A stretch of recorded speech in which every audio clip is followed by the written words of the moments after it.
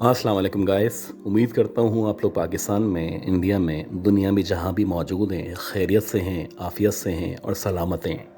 अब ये जो हालिया बारिशें हुई हैं, उसमें कुछ इस तरह के मनाज़िर देखने को मिले हैं कि यकीन करें कि अल्लाह से बार-बार इंसान पनाह माँगता है।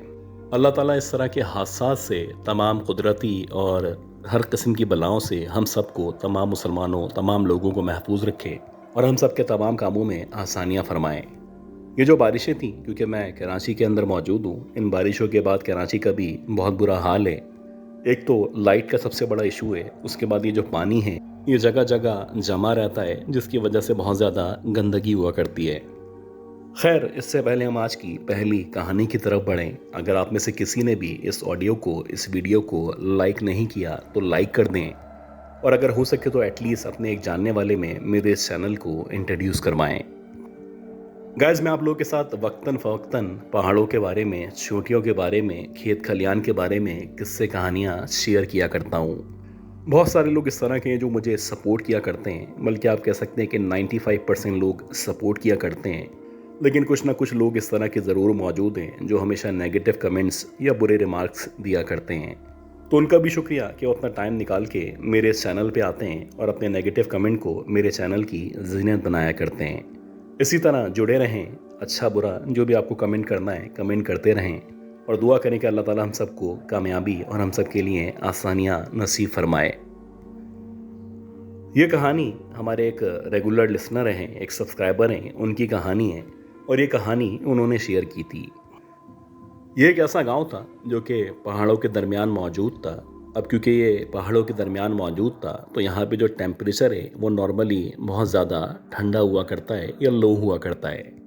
तो आमतौर पे जब नवंबर के महीने का आगाज़ हुआ करता है, तो लोग असर की नमाज के बाद या ज़्यादा से ज़्यादा मगरिब तक अपने अपने घरों में जाके पनाह ले लिया करते हैं। ख़ास तौर पे जब बर्फ़बारी होती है, तो लोग इस गांव से या अपने घरों से बाहर निकलने से मुकम्मल तौर पे इज्तनाब किया करते हैं।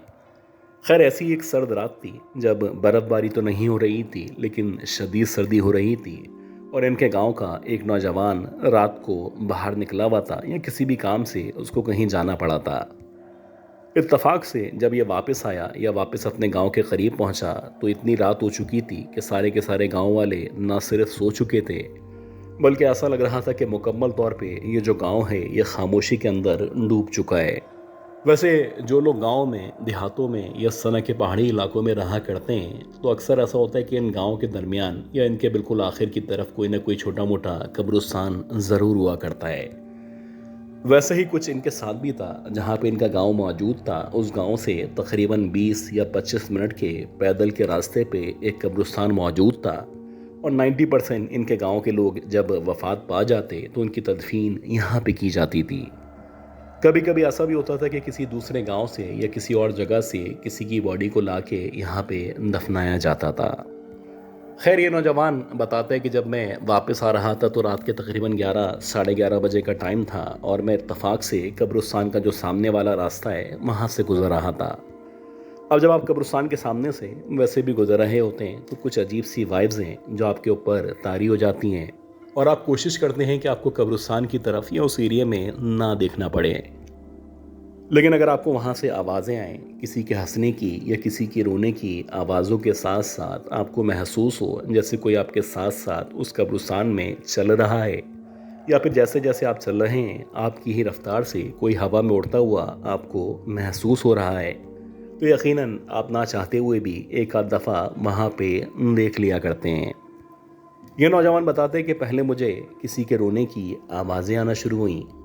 मैंने पहले इग्नोर किया, ज़ाहिर सी बात है कब्रिस्तान के सामने मौजूद था, और मेरी इतनी हिम्मत नहीं थी कि मैं उस तरफ देखूं या उधर देखने की मजाल कर सकूं। लेकिन अगर बात यहाँ पे रुक जाती तो ठीक था। कुछ देर के बाद इसको महसूस होने लगा जैसे इसके साथ साथ कोई हवा में उड़ता हुआ इसको फॉलो कर रहा है। यह नौजवान बताते हैं कि जब मैंने पलट के लेफ़्ट साइड पे यानी उस तरफ देखा जहाँ पे कब्रिस्तान मौजूद था, तो मुझे ऐसा लगा जैसे कोई सफ़ेद सी चादर है या कोई औरत या लड़की है जिसने सफ़ेद चादर में अपने आप को ढांप रखा है, और वो ज़मीन से कुछ फीट के ऊपर हवा में उड़ती हुई कब्रिस्तान या कब्रों के ऊपर चलती हुई महसूस हो रही है। अब पहले जो मंजर था नाकाबिले यकीन था, लेकिन जब इसने दोबारा और फिर तीसरी बार वहाँ पे जानबूझ के देखा तो मुसलसल वो लड़की कब्रों से कुछ ऊंचाई पे इसको फॉलो कर रही थी या इसके साथ साथ हवा में उड़ती हुई आगे बढ़ रही थी। हैरानकुन बात यह थी कि इस अंधेरे में भी ये जो औरत, ये लड़की थी, इसका चेहरा मुकम्मल तौर पे वाज़े सफ़ेदी की तरह दिखाई दे रहा था और ऐसा लग रहा था चेहरे के दरमियान जो आंखों वाला हिस्सा है वहाँ पे आंखें मौजूद नहीं हैं। एक तो ये बात थी कि आंखें मौजूद नहीं थी, दूसरा ऐसा महसूस हो रहा था कि जैसे आंखों की जगह दो बड़े बड़े से गड्ढे मौजूद हैं। इससे ज़्यादा हैरानकुन बात यह थी कि जब ये लड़की हवा में उड़ रही थी तो उसके जो बाल थे वो इस कदर लंबे बाल थे कि उसके पूरे जिस्म को, ख़ास तौर पे पाँव को छूने के बाद भी वो नीचे लटके हुए दिखाई दे रहे थे। एक अजीब हालत थी, एक अजीब कन्फ्यूजन थी। यह नौजवान समझ नहीं पा रहा था कि जो मखलूक इसके बिल्कुल एग्जैक्टली साथ साथ चल रही है वो बिलाखिर कौन सी मखलूक है। खैर, इसने उस दौर में भी अपने गांव वालों से या वहाँ के बुज़ुर्गों से बहुत सारे किस्से, बहुत सारी कहानियाँ सुन रखी थी। ये बताते हैं कि मुझे जब ख़ास तौर पे उसके पैरों की तरफ देखने का इत्तफाक हुआ तो उसके जो पैर थे, बावजूद इसके कि वो हवा में उड़ रही थी, ऐसा लग रहा था जैसे ट्विस्ट हुए हैं या उसके पैर मुड़े हुए हैं या फिर उल्टे पैर हैं। खैर, यह नौजवान बताते हैं कि जैसे ही मेरी नज़र उस औरत के पैरों की तरफ पड़ी तो मैंने जितनी तेज़ी के साथ हो सकता था दौड़ के अपने गांव, अपने घर की तरफ भागना शुरू कर दिया। हालांकि ये जो रास्ता था कुछ मिनट का रास्ता था, लेकिन ऐसा लग रहा था जैसे ये रास्ता ख़त्म होने का नाम ही नहीं ले रहा है। मुसलसल यह नौजवान आगे भाग रहा था और उसको महसूस हो रहा था जैसे वो जो भी मखलूक है वो मुसलसल इसको फॉलो कर रही है। खैर, ये नौजवान बताते हैं कि जब तक मेरा घर नहीं आया मुझे मुसलसल इसके रोने की, इसके मुझे फॉलो करने की बाकायदा आवाज़ें थी जो मुझे महसूस हो रही थी। ये बताते हैं कि जैसे ही मैं घर पहुंचा और मैंने ज़ोर ज़ोर से दरवाजे को पीटना शुरू किया तो मुझे लग रहा था मेरे बिल्कुल बराबर में, यानी मेरे लेफ़्ट साइड पे कोई आके खड़ा हो चुका है। और ऐसा ही था कि जब मैंने हिम्मत करके अपने लेफ़्ट साइड पे देखा तो वही लड़की एग्जैक्टली मेरे बराबर में आके खड़ी हो चुकी थी। लेकिन अजीब बात ये थी वो इस कदर लंबी थी कि मुझे बाकायदा सर को ऊपर करके उसकी तरफ देखना पड़ रहा था। यानी इसका जो कद था वो 7 या 7.5 फीट के दरमियान था और वो वाकई में एक पिछल पैरी या एक चुड़ैल थी जो यहाँ तक इसको फॉलो करते करते पहुँच चुकी थी। इसी दौरानिए में यह नौजवान बताता है कि मेरी आंखों के सामने अंधेरा छाना शुरू हो चुका था और जब इसकी आंख खोली तो इसके घर वाले, गांव वाले इसके अतराफ में न सिर्फ मौजूद थे बल्कि सुबह के तकरीबन 10 या 11 बजे का टाइम हो चुका था। कहा जाता है जो गांव है, इस गांव का ये जो कब्रिस्तान वाला हिस्सा है, यहाँ पे अक्सर इस तरह की एक्टिविटीज़ आज भी इस दौर में भी हुआ करती हैं।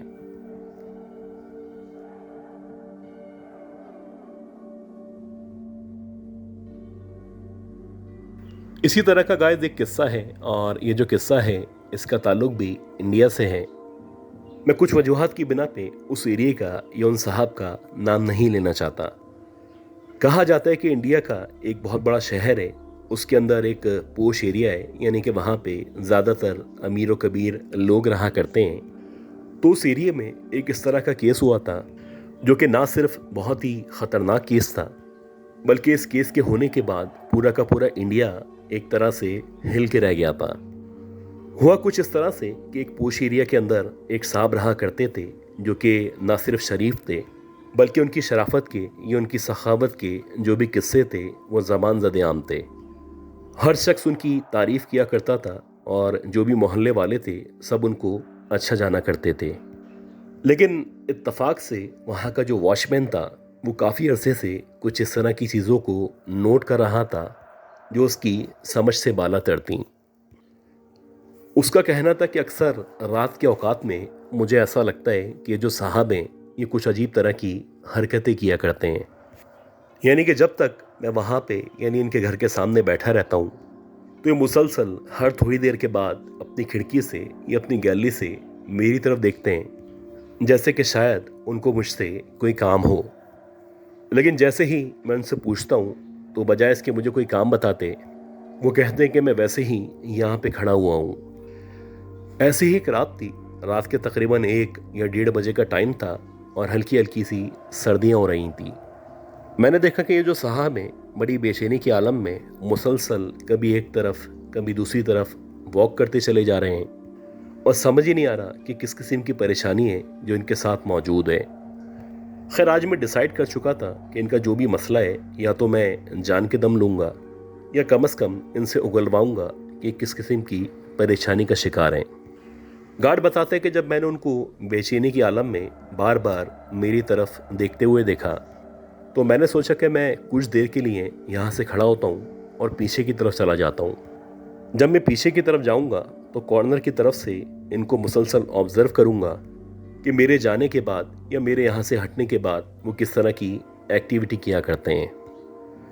गार्ड बताता है कि मैं मुसलसल उनको साइड में से यानी कॉर्नर से छुप के देख रहा था। मैंने देखा कि वो आहिस्ता आहिस्ता करके अपनी छत से यानी अपनी बैंगलो से नीचे उतर के आए और नीचे उतर के आने के बाद मुझे ऐसा लगा कि उनके हाथ में या उनके बराबर में एक बहुत बड़ी सी बोरी नुमा चीज़ मौजूद है। ऐसा लग रहा था जैसे कुछ सामान है जिस सामान को वो मूव करके एक जगह से दूसरी जगह पहुंचाना चाहते हैं। पहले मेरा ख्याल था कि मैं उनके पास जाता हूँ, उनसे पूछता हूँ कि कहीं उनको मेरी मदद की ज़रूरत तो नहीं है, लेकिन फिर मैंने सोचा कि मैं देखता हूँ आखिर ये क्या चीज़ है और कहाँ लेके जा रहे हैं। खैर, जब मुसलसल मैं उनको देखता चला गया तो उन्होंने इस बोरी को अपनी गाड़ी के अंदर डाला और गाड़ी के अंदर डालने के बाद अल्लाह जाने कहाँ पे रवाना हो गए। तकरीबन 2 से 3 घंटे के बाद ये जो साहब थे ये वापस आए और जब ये वापस आए तो मैं अपनी सीट पे वैसे ही मौजूद था। अब मुझे कुछ लग रहा था कि कुछ ना कुछ ऐसा है जो दाल में काला ज़रूर है। खैर, इसी तरह 2-4 दिन मज़ीद गुजरे और मैंने अक्सर ऑब्ज़र्व करना शुरू किया कि रात के औकात में ये कोई ना कोई ऐसी चीज़ लेके कभी बाहर निकलते हैं, कभी अंदर आते हैं। तकरीबन 5-6 दफ़ा जब मैंने इस तरह की चीज़ों को नोट किया तो मुझे लगने लगा कि ये जो कुछ लाते हैं या लेके जाते हैं ये यकीनन कुछ नॉर्मल चीज़ नहीं है। पहले मैंने जो सोसाइटी थी उस सोसाइटी के जितने भी लोग थे यानी जो भी बुज़ुर्ग थे उनको इन्फॉर्म किया और जब उनको मैंने मुकम्मल तौर पे एतमाद में ले लिया तो ये जो सोसाइटी के लोग थे उन्होंने सोचा कि एक रात हम इनके घर जाएंगे और घर जाके चेक करेंगे कि बिलाखिर ये क्या लेके जाते हैं और क्या लेके आते हैं। ऐसे ही हुआ कि जो मोहल्ले वाले थे या जो भी कम्युनिटी वाले थे जब वो उनके पास गए तो उन साहब ने अपना दरवाज़ा खोलने से माजरत कर ली। उनका कहना था कि मैं किसी भी कीमत पे आप लोगों को अंदर आने नहीं दूंगा। अब जब उन्होंने इस तरह की बात की तो ये जो सोसाइटी वाले थे इनको अंदाज़ा हो गया कुछ ना कुछ गड़बड़ ज़रूर है। खैर, इन्होंने अपने तौर पे पुलिस को इन्फॉर्म किया और जब पुलिस को इन्फॉर्म करने के बाद पुलिस यहाँ पे आई तो पुलिस जब अंदर गई या उसने ज़बरदस्ती अंदर जाने की कोशिश की तो ये जो साहब थे जो कि बंगले के मालिक थे इन्होंने वहाँ से भागने की कोशिश की, लेकिन इससे पहले कि वो वहाँ से भाग पाते पुलिस ने बिलाखिर इनको पकड़ लिया। और पकड़ने के बाद जब पुलिस ने उनसे पूछा कि आप इस तरह की मशकूक हरकतें क्यों किया करते हैं तो पहले तो ये जो साहब थे ये कुछ बताने से परहेज कर रहे थे, लेकिन जब पुलिस ने अपने तरीके से या जो रिवायती उनका मिजाज हुआ करता है उस तरह से इन्होंने उगलवाया तो उन साहब ने बताया कि मैं अक्सर बोरी में यहाँ पे कभी लड़कियों को लेके आता हूँ और कभी लड़कियों को महर फेंक के आता हूँ। अब ये बड़ी अजीब सी बात थी कि लड़कियों को बोरी के अंदर ये क्यों लाते हैं और क्यों फेंक के आते हैं। खैर, जब उनसे फर्दर इन्वेस्टिगेशन हुई और उनके घर को चेक किया गया तो पता चला कि उनके घर के अंदर यानी जहाँ पे उनका गोदाउन या इस तरह की कोई स्टोर नुमा जगह मौजूद है वहाँ पे बहुत सारी बोरियाँ मौजूद हैं और उन बोरियों के अंदर लड़कियों के यानी जवान लड़कियों के स्पेसिफिक बॉडी पार्ट्स मौजूद हैं। जब पुलिस ने बहुत ज़्यादा मार कुटाई के बाद उनसे उगलवाया तो उनका ये कहना था, बल्कि ये मानना था कि इन बोरियों के अंदर जो बॉडी पार्ट्स मौजूद हैं वो सारे के सारे 13 लड़कियों के बॉडी पार्ट्स हैं और ये जितनी भी लड़कियां थीं इन तमाम लड़कियों को ये बहाने से या किसी भी तरीके से अपने घर लाए थे और घर लाने के बाद इन्होंने नशावर गोलियां खिला के इन लड़कियों का रेप किया और रेप करने के बाद इनकी बॉडी को टुकड़े टुकड़े कर दिया। अजीब बात यह थी कि जब इन्होंने उन लड़कियों का रेप किया और रेप करने के बाद उनके जिस्म के टुकड़े टुकड़े किए तो टुकड़े करने के बाद इन लड़कियों के जिस्म के कुछ ख़ास आज़ा थे वो सारे के सारे आज़ा इन्होंने बाकायदा पानी में बॉयल करके पकाए और पकाने के बाद उन तमाम मुर्दा लड़कियों का गोश्त खाया। कहा जाता है कि इंडिया की हिस्ट्री में या उस स्पेसिफिक एरिया की हिस्ट्री में ये एक ऐसा केस था जिसने ना सिर्फ सबको हिला के रख दिया था, बल्कि उन साहब के कन्फेशन के बाद भी पुलिस कंफ्यूज थी कि कहीं ऐसा तो नहीं ये जो भी साहब हैं ये बातों को मिसप्रेजेंट कर रहे हों। ये कहानी आर्या की कहानी है और ये एक बेसिकली फ्रेंच टीचर थी और केरला के एक स्कूल के अंदर या एक कॉलेज के अंदर फ्रेंच पढ़ाया करती थी। इससे पहले कि हम उसकी स्टोरी की तरफ बढ़ें तो प्लीज़ आपसे रिक्वेस्ट है कि इस स्टोरी को लाइक कर दें और मुझे सपोर्ट करें। ये जो आर्या थी ये क्योंकि फ्रेंच पढ़ाया करती थी तो इसके जो भी सराउंडेड लोग थे या जितने भी इसके दोस्त थे वो सारे के सारे पढ़े लिखे थे, सारे के सारे टीचर्स थे और सारे के सारे लोगों का ख़ास तौर पे आर्या का जो बैकग्राउंड था वो बहुत ही साउंड था, बहुत अच्छी उसकी परवरिश की गई थी और बहुत अच्छी परवरिश के साथ साथ उसकी जो तरबियत थी वो भी बहुत आला थी। लेकिन देखते ही देखते जब उसकी शादी तय हुई, यानी कि उसकी शादी को 1 महीना बाकी था, तो एकदम से एक न्यूज़ सुनने को मिली और वो जो न्यूज़ थी वो कुछ इस तरह से थी कि जो आर्या है वो एकदम से मिसिंग हो गई है। अब पहले तो उसके घर वालों ने सराउंडेड एरिया में, उसके दोस्तों में, यूनिवर्सिटी में, स्कूल में रब्ता किया।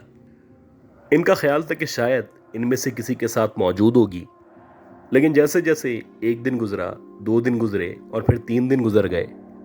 तो इस दौरानिए में पुलिस को भी इन्फॉर्म कर दिया गया। अब जो इन्वेस्टिगेशन होती है, एक इन्वेस्टिगेशन वो होती है जो फैमिली कर रही होती है और एक इन्वेस्टिगेशन वो होती है जो पुलिस प्रोफेशनली किया करती है। खैर, जब पुलिस ने अपने तौर पे इन्वेस्टिगेशन शुरू की तो बहुत सारी अजीब अजीब बातें थी जो सामने आना शुरू हुई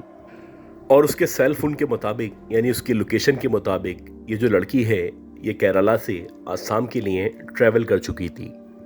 अब पहले पुलिस ने अपने तौर पे आसाम में चेक किया और जब वहाँ पे भी उसकी कोई इन्फॉर्मेशन नहीं मिली तो बिलाखिर उसके जो भी कॉल रिकॉर्ड्स थे उनको चेक किया गया। जब आर्या के कॉल रिकॉर्ड्स को चेक किया गया तो ये पता चला कि मुसलसल वो 2 लोगों के साथ, यानी कि नवीन थॉमस और देवी थॉमस के साथ राब्ते में थी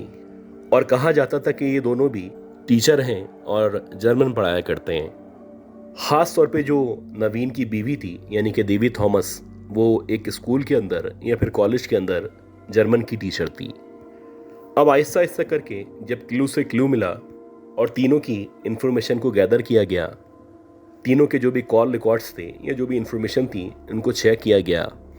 तो पुलिस को पता चला कि ये लोग केरला से आसाम के लिए एक साथ ट्रैवल करके एक होटल के अंदर आए हैं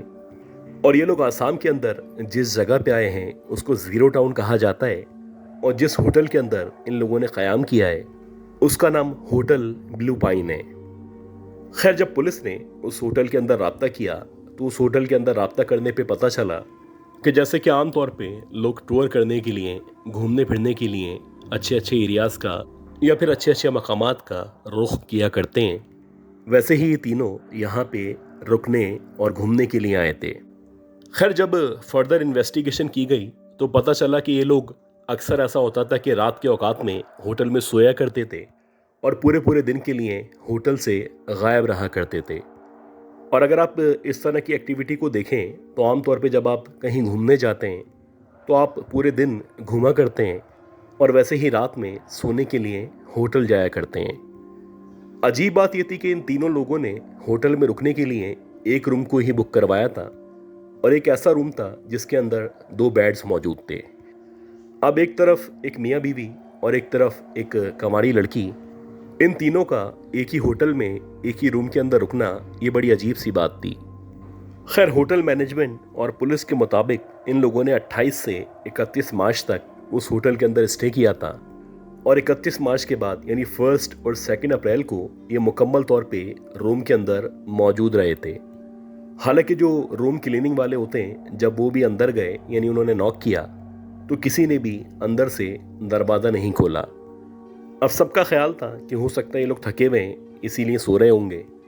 लेकिन जब एक के बाद दूसरे दिन यही सब कुछ हुआ तो आमतौर पे ऐसा होता है कि जो होटल्स के मैनेजर होते हैं उनके पास एक मास्टर की हुआ करती है और उस मास्टर की बदौलत होटल के किसी भी रूम को बआसानी खोला जा सकता है। खैर, जब होटल का जो मैनेजर था उसने उस मास्टर की के ज़रिए उस होटल का रूम खोला तो रूम खोलने के बाद उसने एक अजीब सा मंजर देखा। उसने देखा कि नवीन और देवी जो कि मियाँ बीवी हैं वो खून के अंदर लथपथ होटल के बेड पे पड़े हुए हैं और ऐसा लग रहा है कि उनके जिस्म के बहुत सारे हिस्सों के टुकड़े कर दिए गए हैं। इसके साथ साथ जो सबसे अजीब बात थी, उन्होंने देखा कि होटल की जो टेबल है उस टेबल के ऊपर एक प्लेट रखी हुई है। उस प्लेट के अंदर कुछ बाल मौजूद हैं, यानी बालों का गुच्छा मौजूद है। इसके साथ साथ एक सोने का नेकलेस रखा हुआ है और जो तीसरी हैरान कुन चीज़ थी वो ये थी कि उस प्लेट के ऊपर एक लेटर भी लिखा हुआ था। उस लेटर के अंदर ये लिखा हुआ था कि हम लोग अपनी ज़िंदगी को बहुत अच्छी तरह गुजार चुके हैं, हमने अपनी ज़िंदगी के एक एक लम्हे को एंजॉय किया है और अब हम लोग अपनी मर्ज़ी से, अपनी खुशी से अपनी ज़िंदगी को ख़त्म करना चाहते हैं। इसके साथ साथ इन दोनों के बराबर में से एक खून की अजीब सी कतार थी, या आप कह सकते हैं कि बहुत सारे खून के ड्रॉप्स थे जो वॉशरूम की तरफ जा रहे थे। और जब पुलिस ने उन ड्रॉप्स को फॉलो करना शुरू किया और जब पुलिस वॉशरूम के अंदर पहुंची तो उसने देखा कि आर्या, जो कि इन दोनों की दोस्त थी, वो भी वॉशरूम के अंदर मुर्दा हालत में मौजूद है और उसकी बॉडी के भी बहुत सारे पार्ट्स हुए हुए हैं। एक अजीब सा सिनेरियो था, एक अजीब सी कन्फ्यूजन थी। पुलिस को समझ ये नहीं आ रहा था कि ये सारे के सारे लोग बिलाखिर इन सब ने क्या खुदकुशी की है या फिर इस केस को या इस मर्डर को, इन मर्डर्स को खुदकुशी का रंग दिया जा रहा है। कहीं ऐसा तो नहीं खुदकुशी का नाम लेके इनको मर्डर किया गया हो। खैर, पुलिस ने जैसे तैसे करके देवी के जो फादर थे उनसे रब्ता किया और जब उनसे रब्ता किया गया तो उनको इन्फॉर्म किया गया कि उनकी बेटी, उनका दामाद और इनकी एक दोस्त इस होटल के अंदर मुर्दा हालत में पाए गए हैं। पुलिस को बहुत सारी चीज़ें कंफ्यूज कर रही थी। ख़ास तौर पे पुलिस का यह मानना था कि ये जो प्लेट के अंदर बालों का गुच्छा मौजूद था या एक नेकलेस मौजूद था, ये बिलाखिर प्लेट के अंदर क्यों रखे गए थे। अब पुलिस मुख्तलिफ तरीक़ों से इनके ख़ानदान वालों से, इनकी फैमिली से भी इन्वेस्टिगेट कर रही थी और पुलिस चेक करना चाह रही थी कि कहीं चौथा आदमी इन तमाम मर्डर्स के अंदर इन्वॉल्व तो नहीं है। खैर, पुलिस ने जब इनके जो भी सोशल मीडिया अकाउंट्स थे उन अकाउंट्स को चेक करना शुरू किया तो इन्होंने देखा कि इन तमाम लोगों ने अपनी सर्च हिस्ट्री के अंदर कुछ इस तरह की चीज़ों को सर्च किया है जो कि वाकई में हैरान कुन है। यानी कि इन तमाम लोगों ने, तीनों लोगों ने ब्लैक मैजिक, विच क्राफ्ट और लाइफ आफ्टर डेथ या इस तरह की जो भी चीज़ें थी उनको सर्च किया हुआ था और इसके साथ साथ किस तरह से दीगर मखलूक़ात को कांटेक्ट किया जाता है या फिर शैतान से किस तरह मदद हासिल की जाती है, इस बारे में बहुत ज़्यादा इन्फॉर्मेशन मौजूद थी। अब पुलिस बड़ी हैरान थी कि ये सारे के सारे जो कि बहुत एजुकेटेड लोग हैं, इनका बिलाखिर इन तमाम चीज़ों को सर्च करने का क्या मकसद था। खैर, आहिस्ता आहिस्ता जब इन्वेस्टिगेशन मुकम्मल होती चली गई तो पुलिस को पता चला कि ये तीनों लोग जो कि मर्डर किए गए थे, basically they were not murdered. इन लोगों ने अपने आप को ब्लैक मैजिक की वजह से ख़त्म किया था, क्योंकि ये सारे के सारे लोग बहुत अरसे से, काफ़ी अरसे से इस तरह की एक्टिविटीज़ में इन्वॉल्व थे